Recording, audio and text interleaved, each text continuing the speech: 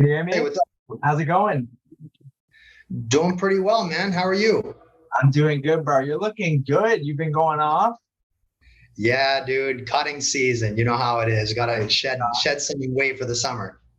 You already know, bro. Is that your So office? this is actually the gym office. So I finished training my last client, and I figured I'm gonna finish my workout after this, and it might as well just post up here. I got full battery, everything. I got some notes and stuff, and you definitely picked a good time to do this because all day at work today at Cengage, we're handling this Chrome vulnerability because it's massively critical. Yeah, bro. And it's like not talked about whatsoever. No, it's not. And the truth is that there's a lot more of these things coming. Yeah. Corporatized software, there's a lot more coming, and we're going to see just how fragile the whole system is. You think that cyber attack's coming soon, bro? Yeah, I mean, we've seen that, like on the precipice of the Russia-Ukraine conflict, that, I mean, the physical conflict is, of course, devastating. But then in the meantime, there's been a huge uptick in Russian-sponsored cyber attack. And Chinese sponsored cyber attack as well.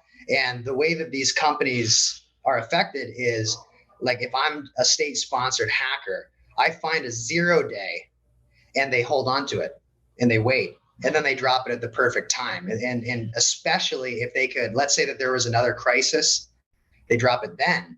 And now everybody's scrambling. You know, if a major tech company like happened today lays off 1,000 people, we're going to hit them then. Yeah, facts. And do you think, what's it called? Well, what would that crisis look like to you? What do you speculate that crisis to be? I think there's a lot of ways that a black swan event can happen. I think that it happened in 2020. Yeah. Because there was a huge transfer of wealth. Obviously, it was only massive corporations that were equipped to handle that. And so, you know, Walmart got all of the money that smaller stores would have gotten. They can do the contactless pickup, all the regulations, regardless of our opinion of them, that were part and parcel of COVID. It put the chips in the hands of the massive corporations. So I think that would be an example, but you just never know. I mean, I think the most likely scenario is a bank run. Yeah. And you're seeing it happen in China right now. Yes. Oh yeah. And it's really bad. Sri like like bro, you can feel it, bro. You can feel it. Like I've always heard, like since 2016, that how the reset's gonna happen is BlackRock is gonna somehow be tied in with like the government. They're gonna label it a systematically important corporation or something, and then when the time comes, bam, like they're able to freeze the assets at BlackRock, which is the biggest asset manager in the world. They're going to be able to do it at Fidelity, do it at like all these banks, and like people are going to be panicking, bro. Like transactions won't be able to go through on your card. You can't pull out money. And then at that point, do you think they blame it on a cyber attack? Yeah, I think so. I mean, and the cyber world is perfectly set up to obfuscate events like that. Like nobody really knows what happens. You know, China is good enough at hacking to make it look like Russia. Russia is good enough at hacking to make it look like China. And Anonymous, the hacker collective, is decentralized, and so a nation state can pull off a hack and then cause the nomenclature to say it was anonymous. Yeah. And so there's really it's the perfect game of whack-a-mole, and it's perfectly set up for a social engineer to form the narrative. And especially because it's so ill understood by people, you hear cyber attack and it doesn't really much matter exactly what kind it was. And then you hear it was someone, we treat cyber attack like any other crime, but it's a lot harder to establish the classical motive methodology for a cyber attack. And that's going to make it, just like with the COVID pandemic, very ill understood by people. So as the goalposts are moved, people are so consumed with the personal struggle that they're dealing with, especially economically, that they really can't ever get ahead of the curve. And that therein lies the importance of being your own bank. Yeah, exactly. And it's deliberate, bro. They're trying to push everybody down to the bottom of the pit. So you have to rely on the government and do what they say. And who knows, maybe all the governments are in cahoots right? They're in cahoots and they're like, yo, this is how we're going to implement this new system. Yeah, it's kind of funny because you can think like a true leader and say, if there's going to be an economic collapse, you'd rather stage it than let it happen on an ad hoc basis. If you had to pick between, hypothetically, I'm not saying anything about any government, but if you had to pick between, if you're an autocrat or a technocrat or a combination thereof, if you had to pick between fascism and anarchy, you're going to want fascism because fascism implies monolithic control, whereas anarchy implies decentralized chaotic control and mob rule. Yeah. That's not to say that either one will completely happen, but those are the two polar extremes of the pendulum. Mm-hmm. And we've seen both play out throughout the 20th century. The inception of cryptocurrency threatens monolithic control because it is decentralized by nature. And even though people can be hacked, the blockchain itself can't really. I mean, there's lots of ways to steal someone's crypto, don't get me wrong, but the blockchain itself, it's not hackable in the same sense that an analog device isn't hacked because it primarily deals with the integrity of data. So it doesn't really matter if somebody hacks a given computer. There's strength in numbers. Yeah, true. And honestly, I'm curious, do you think that they would stage like an alien invasion and blame a blackout / cyber attack on that?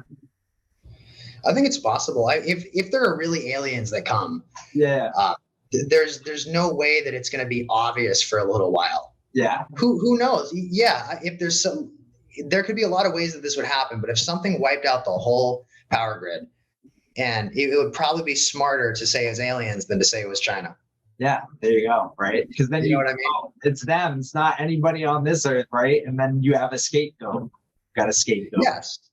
And now this begs the question, and this is something that's very relevant to the clients of Stargate, is can you handle being your own bank? And this is one of my things that I was just conceptually thinking about from the start since learning about your business model, which I love, which is if somebody, let's take it just across the whole population. If you took a random person and you gave them 10 Bitcoin, most of them would lose it. Most of them wouldn't be able to actually, in other words, if they made a wise investment and it had $50 million, they would not be able to contend with the fact that their cold storage, the 24 words, is now worth $50 million. And then it opens up a whole mind trip of key management, because then you say, just print it out everywhere. Now the confidentiality of that information is threatened. Yeah. You say, well, then only have one copy of it. Now it's very confidential, but now you're at risk of harming its availability, which is also a security threat. If nobody steals my crypto, but I lose the key, or something happens that's extraneous that for whatever reason causes the key to become corrupted, I'm fucked. Yeah. So I could also, availability throws a fork in the concept of cybersecurity, because we can actually threaten our own security by being too secure, right? If I secure my data to a point and I am encrypting, encrypted files that contain encryption passwords for more encrypted vaults, at a certain point, if I lose one of the encryption keys in that chain, it goes from an extremely secure system to a system which lacks meaningful security, because in cyber, the CIA triad is confidentiality, integrity, but then availability. And that's why businesses are so threatened, is that it's not like they haven't figured out how to secure data. Yeah. It's that the semantic or the etymological term security isn't just confidentiality, which is typically what we hear when we hear security. And like now I work cybersecurity engineering for a large corporation. And so I realize we can't really do anything that the average end user wouldn't do, because it would confound the mission of the business too much. And so the result is that you're constantly in a battle between convenience and security. If it makes it take 5 extra seconds to get the data every time, it's not smart necessarily to implement extra security. You want to only have exactly as much as you need. And that's the hard part. And that applies to the whole Chrome vulnerability, because without it, I mean, people's security might be threatened in the sense that they couldn't access the resources, but with it, now we have remote code execution on, I think it's over 1 billion people's systems currently. That is crazy, bro. That's crazy. And what would you say to the people that take a screenshot of their 24 key recovery phrase? I think that's probably not a good idea, but it would depend. I mean, you could have a theoretical conversation and come up with some way that it could be made secure, but it would always end up being more complicated than the conventional ways. The only way that this could be secure is if you had the 24 characters. You know how you can have a passphrase after the 24? Yeah. So like one strategy that could help you kind of balance confidentiality to availability is, let's say I have a password manager, and my password manager's password is 85 characters. And I remember it like the back of my hand. I have secure ways to access it if the only threat to this is a concussion that makes me forget while I'm traveling. Very, very, very small chance, but I'll have a way to access it. I could store my 24 words in the password manager, so it's highly available to me. And the architecture is always client-side encrypted, so that even in a contested environment, there's still no possibility for a threat actor to read my stuff. And then I could make the 25th word my 85 character passphrase. Wow. So there, the link is the same link that I remember. It still is an eggs in one basket strategy, but then it depends. If I'm, a big scale business guy and I have to travel, availability becomes much more important. Yeah. If I'm a hermit and I just want to keep my stuff as secure as possible, then maybe that's not necessary. But then if you're just like a hermit and you die just from sitting around in the house for too long, right? And you don't tell anybody, now that 50 million Bitcoin's gone. So then there comes the problem of, you can have a huge amount of security and lack of convenience, but you do have to kind of tell somebody what's good. Like, here's all my recovery things. But then that's an added layer of risk, because what if, that person thinks you wronged them, and then all of a sudden all your Bitcoin's gone from your ledger because they drained it, right? Yes. And you have to distribute trust. A lot of the conversation about just high level cybersecurity has to do with your threat model. If I'm worried about the government, the United States government taking my cryptocurrency, I have to adopt a far different threat model than if I'm worried about who is actually interested in it, which is corporate raiders, individual criminals. Yeah.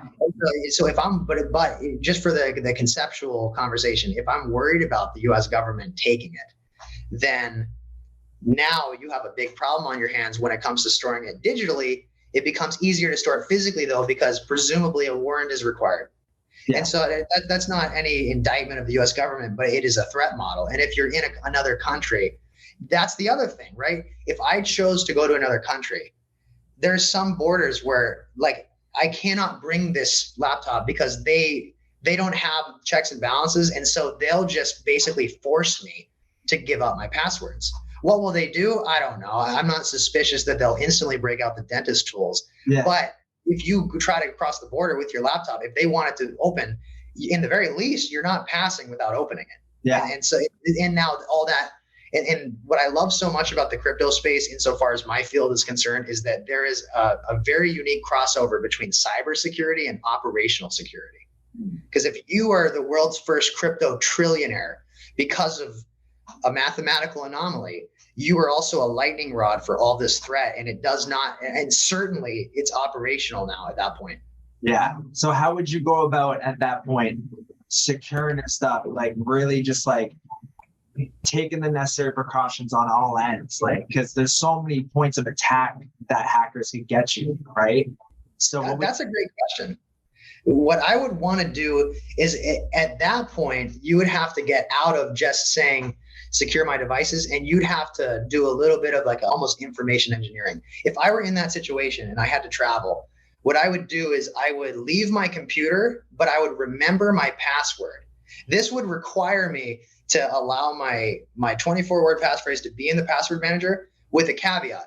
The 25th word is almost 100 characters, and there's two-factor authentication on the password manager, and it's open source and third-party tested. So it has a very high degree of scrutiny, and that data never leaves your laptop on something like Bitwarden, for example, without being client-side encrypted with your password. I would have to leave with only that information. And so I would have to take the best password manager all around. Yes, okay. It is. The only other one that could be used is KeyPass, but KeyPass does not have a major advantage that Bitwarden has, which is cloud synchronization. And the reason why I use Bitwarden, because KeyPass is offline, is that pretty much every case people end up using KeyPass to do what Bitwarden does, which is they say, well, I don't want my stuff to be in the cloud because, you know, it's a risk or whatever. And so what I'm going to do is have KeyPass. But then indubitably what ends up happening is they have to say, well, what I'm going to do is I'm going to have my KeyPass vault synced to OneDrive.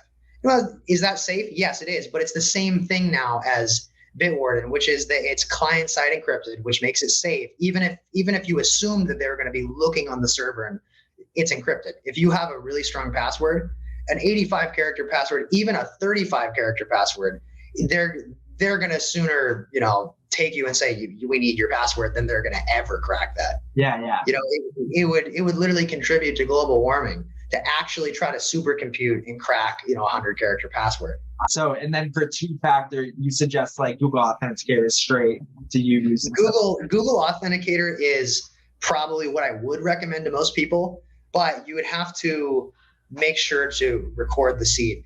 I would say Google Authenticator, the reason why that's probably the best recommendation is that practically that's what people are going to use and it'll synchronize with their Google account. But if somebody was going to take it into their own hands a little bit more, I would recommend, well, I know especially because I have an iPhone, Ravo OTP is one of the two only open source app-based 2FAs that's on the App Store. And then what I do for that is I take the seeds, you know, because it's all the one-time password is based on this seed, and I export it to an encrypted vault.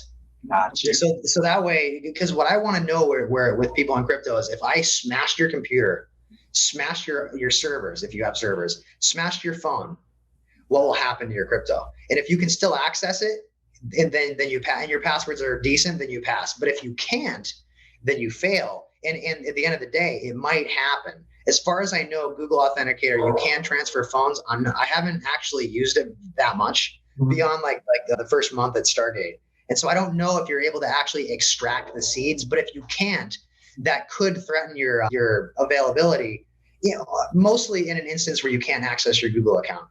Yeah. So I'm not sure how it works backing it up. I don't know if Google takes care of it for you. Well, when you initially like set up your two-factor, like say Uphold, for example, it will give you your private key at that point for your Google Authenticator. But if you don't write it down like on a piece of paper, then you can't get it. You got to go into your Uphold. You got to do change. But how are you going to get into your Uphold if you don't have a two-factor? Yeah, and then there's the availability concern. Right. Google, I will say, I prefer open source software, but Google is no worse. Because just like somebody probably isn't going to write down that seeding phrase, they're also, if they had my app, probably not going to securely back up the seeding phrase, the secret key. Yeah. And so it doesn't matter tremendously. Just having 2FA is the most important thing. And so in that hypothetical scenario, if I had to cross the border, what I'm doing is with that information, because you have to be able to condense the security strategy down to a string, in this case, your master password, that you can remember. And with that string, you need to be able to access your other strings, like an encrypted vault password that I need to access the flash drive or the encrypted cloud storage for my password vault and for my, 2FA keys. So what I would do is I would go with nothing but a USB with Tails operating system and my memory. Tails is an amnesic operating system. It was popularized by Edward Snowden. Okay. It shows you that it works. Yeah. And what it'll do is any computer that you plug it into, it will spawn. Basically what it is Tails is an acronym for something amnesia. It's amnesic. It lives in the RAM of the computer. As soon as you unplug it, within 5 seconds, you can haul that off to FBI headquarters. They're not going to discover shit about what has been done. And it also forces all traffic to go through the Tor network. Gotcha. And so you do that. I mean, and this is like the highest possible threat model. If they confiscate your USB key, all that it has is the Tails boot files. You can put that into any computer. And if you remember your master password, you could then download Bitwarden or, download the Bitwarden extension, get your passwords, copy them into a text file, disable your network, do whatever you have to do. And you could create a situation where you do not have to transmit anything after you get that. And then do whatever at that point. Then it's very case specific, but it is very possible. And I mean, most of the people at Stargate don't ever have to worry about it, but I just want to give an idea that I am a hacker and this is how hackers think. And if I wasn't worried about, the law and I didn't have a corporate job, why not steal crypto? No, it's true. You know what I mean? Like I could have gone on with all these exchanges that lost hundreds of millions of dollars. It happens all the time. The one thing is like, well, people will be like, well, why would you steal crypto? Because it's so trackable and traceable. But you as a hacker, you know how to, cover up your like foot tracks and shit. So like, that's not even like, that's one of those things where it's like, yes, that's true. It's trackable, traceable, whatever. But a good hacker will cover its tracks and like you're shit out of luck at that point. Yes. And if I truly needed to hack, there's no way I'd do it on this computer. Yeah. But at least hack it. I would never do an illegal engagement because I'm an ethical hacker. But if I had to, let's say for survival, what you do is you got a computer that's never been used. You bring it somewhere that you haven't connected before. Make sure you're not on camera. And then let's say that there's anyone you've hacked previously, then you can use them as what's called a command and control server. So you essentially just find layers and proxies, and then you do it. And then any currency that you get, if you have cold storage, there's no way to access it from the internet. There's no way to surveil it. And it's a lot easier to launder cryptocurrency than it is to launder cash because you can convert it back and forth between Monero and Litecoin or whatever. Yeah. And then you have the Monero, and you do have the problem of spending it. But if you're able to do all that hacking, then you know that you're not gonna ever liquidate that all at once. Yeah. If it's $10 million, you're gonna go put it through as a Swiss subsidiary company, and people really do this. Yeah, that's a thing. Like everybody's like, oh, that's pie in the sky, but that's what it is, And do you suggest like people to have a different password for everything? I would say that's ideal, but it's reasonable that somebody would reuse passwords to an extent. A lot of it depends. I mean, hypothetically, if you have one really good password, then you could use that for everything. And that's the axiom behind a password manager like Bitwarden is all of my eggs are in one basket. I have one master password. It's better to do Bitwarden than to just use that one master password for everything, because what Bitwarden allows me to do is have like, let's say an 80 character passphrase. And we'll get in later into how to make like, let's say a 25 character password, because that's all you really need. Yeah. It's very easy to remember. And then with that one longish string, my Gmail is 10 words separated by a dash. Okay. It's like 150 characters. Yeah. Or 125 characters. So what it allows you to do is with this string, you can trust your own device, but even if someone were to take my Bitwarden password, I could put it out right now. No one's getting in. I have two-factor authentication. You would have to have physical access and a lot of time and money just to compromise the 2FA. And at that point, I mean, you're more likely to just have my cooperation. Yeah, true. Right. And that's at the end of the day, all that a good strategy can do is make it take $1 trillion to hack you. It doesn't mean that it can't be done. And if it takes $1 trillion to hack you, they're just going to hurt you. And so at a certain point, this is just about mission assurance. At the end of the day, the reason why I talk like this is because cybersecurity is about an adversarial mindset. And explain that a little more. I'm talking almost like about governments and borders, and I understand how it sounds, but it's actually very common. When you're threat modeling, you have to conceptualize your actual adversary. The reason why I bring up nation states is because they're the most effective adversaries, because they don't just have cyber capabilities. They have the cooperation of companies which produce the infrastructure that is the cyber world. Right? If it weren't for that, they really wouldn't have that much leverage. You know what I mean? Like the government has the cooperation of Comcast. And so for me, it makes the most sense to analyze the adversary being the most effective.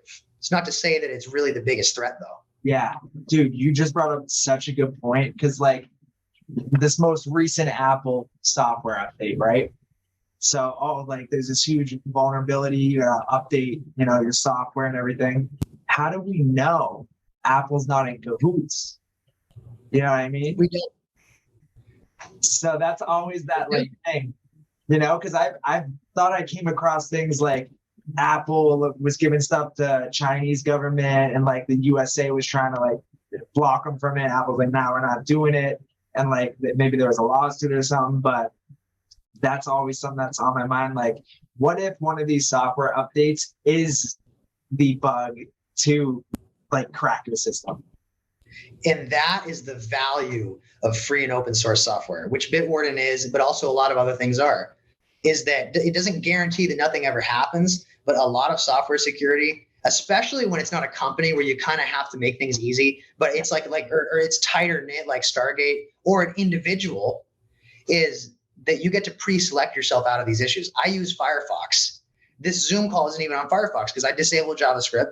I disable access to the camera. I go in and you don't have to know that much. You just pull up a guide, harden in Firefox. You go in and tweak the about config settings. Firefox has nothing special about it that makes it secure out of the box, except for the fact that it's open source, which gives you a degree of control and also gives you the ability, not that every people will, but it gives you the ability to see exactly what it's doing, which is why the Tor browser is a fork of Firefox, because Firefox gives you the freedom to do port forwarding. So Tor literally takes, forking software. You're basically taking a big chunk of software from a repository and you're taking it and modifying it for a different use case. So the Tor browser is based on the Mozilla Foundation, but of course now it's doing something in the same way that people fork Minecraft for mods and shit. Yeah. Have you heard of Brave browser?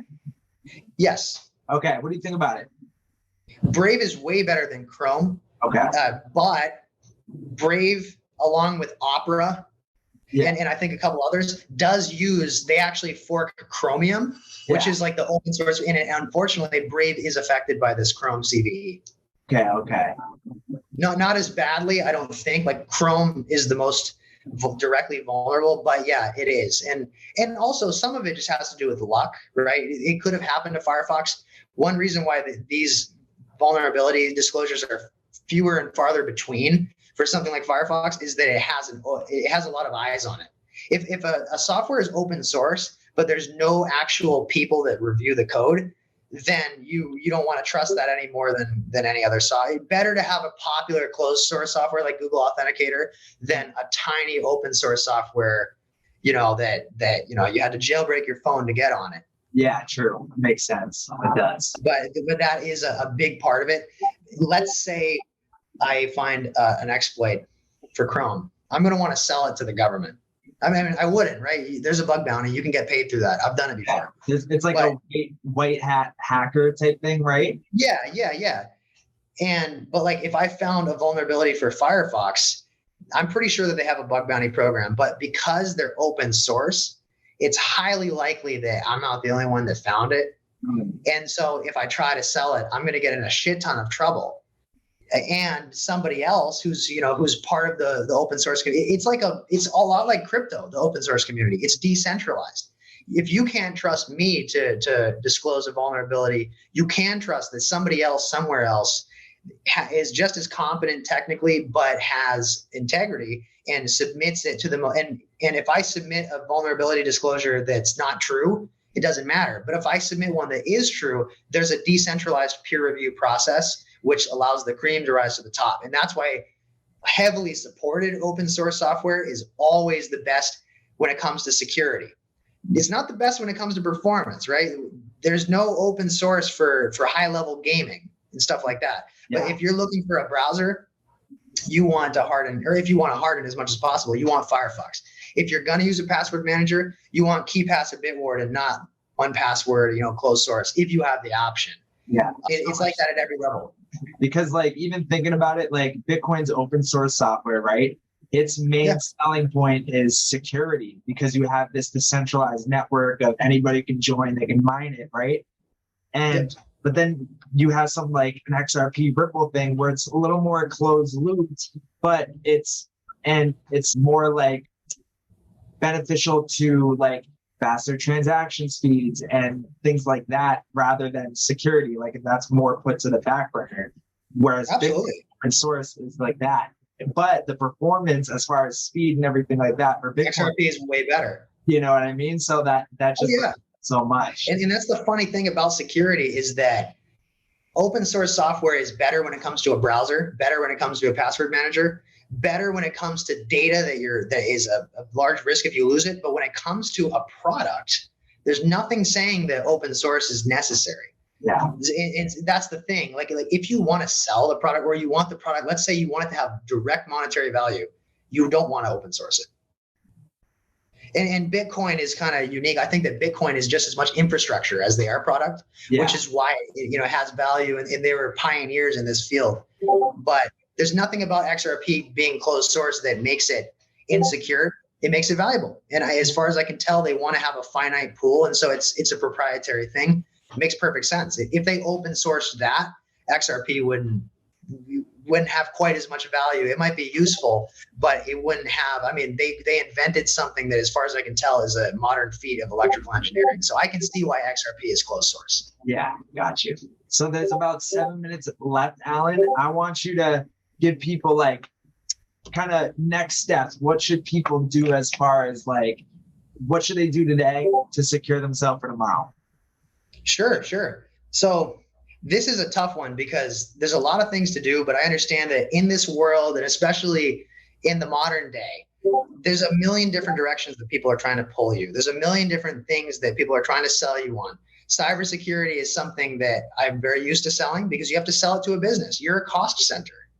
And so you have to justify the cost. I would say, first of all, you can email me at afairfield3@gmail.com. You can contact my cell at 603-769-0135. I am an asset to Stargate Ventures, so I'm happy to answer any questions. Hit me up. I'm always going to respond within about 48 hours. But past that, I would just start to do a little bit of reading. You don't have to move mountains in a day. Like you have everyone's back at Stargate. If they have any questions, they can go to you on the front line. But I would make note of the fact that Google Chrome is an incredible product, but it's a corporate software that has a vulnerability. And we don't know how long this vulnerability has been out, but we know that now it's affecting every corner of the world. So I would just do a little bit of passive reading. What is free and open source software? What's the benefit? And then do a little audit of your own life and say, well, what's open source? What's closed source? And then if you're interested, hit me up, ask questions. Right now I'm running Debian Linux. So everything on this computer, Debian it's like the OG Linux. It's like Tails is based on Debian. Hacking OSs are based on Debian. A lot of Linux distros are based on Debian. So I got the core. That's all open source ideologically, though their repository by default is just open source. So I would say when you're adopting a software, consider whether it's open source, but it should not be the only factor in your decision. And if you have a closed source software, consider switching to open source. But again, it doesn't mean just because you're using a closed source software, that does not mean that you should switch to open source, especially if it's part of your workflow. There's a lot of things about other Google products that I'm really not worried about. Google Authenticator, it doesn't matter if there's a flaw in their code quite as much because it's not a browser, right? You're more worried about someone taking your phone and somehow extracting it. Yeah. That I think that would be one major idea is just, I like to think about what people are likely to do rather than saying everyone switch to Linux, download 3 virtual machines. Mm-hmm. Also consider a password manager and keep in mind too that any password manager is better than none because before I used a password manager, I used my notepad and that's worse than any closed source product. At least a closed source product, you have a company that is in business on the foundation of protecting your data. So I would consider, especially if you don't have hundreds and hundreds of passwords, Bitwarden is free. Me or you, Rob, can help people, with 2FA if they're still kind of hung up on that stuff. And that could be something that is both speeding up your workflow and securing your data meaningfully.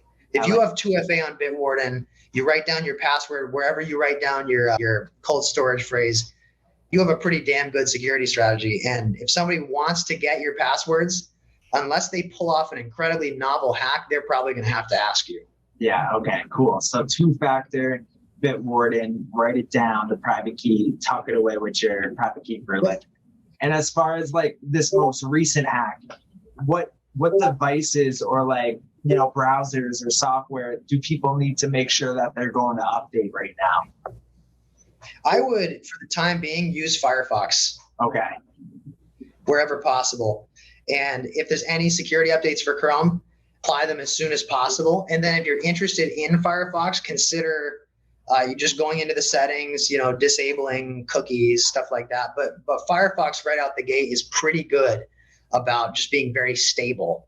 And other than that, it's the biggest threat of Chromium is servers as opposed to individual workstations.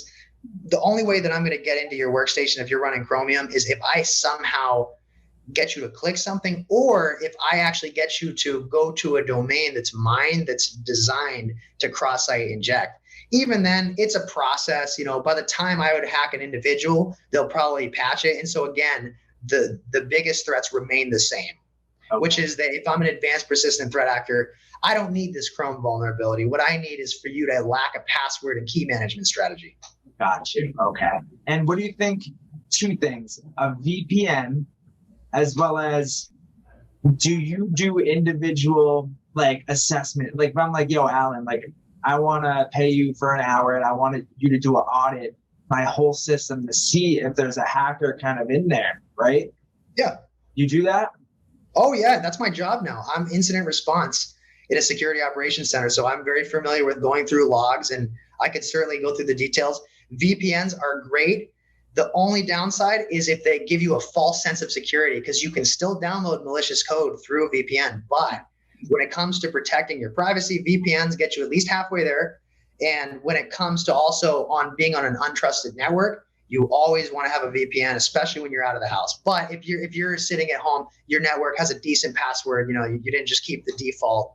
Yeah. Then there's not necessarily a benefit to a VPN except the trackers and the ads. So VPNs have definitely been used a little bit heavily in marketing complete privacy. The truth is that they're not the privacy solution that they're sold as by companies, but they're also not completely worthless either. And when it comes to businesses, they have a certain use case, because I can send you a link that you need to connect to my VPN to connect to. And so it's a way of blacklisting everybody in the world but my company employees by default. Okay. Very good stuff, bro. Yo, Alan, thank you so much for this security check. Absolutely. A Fairfield, AFAIRFIELD.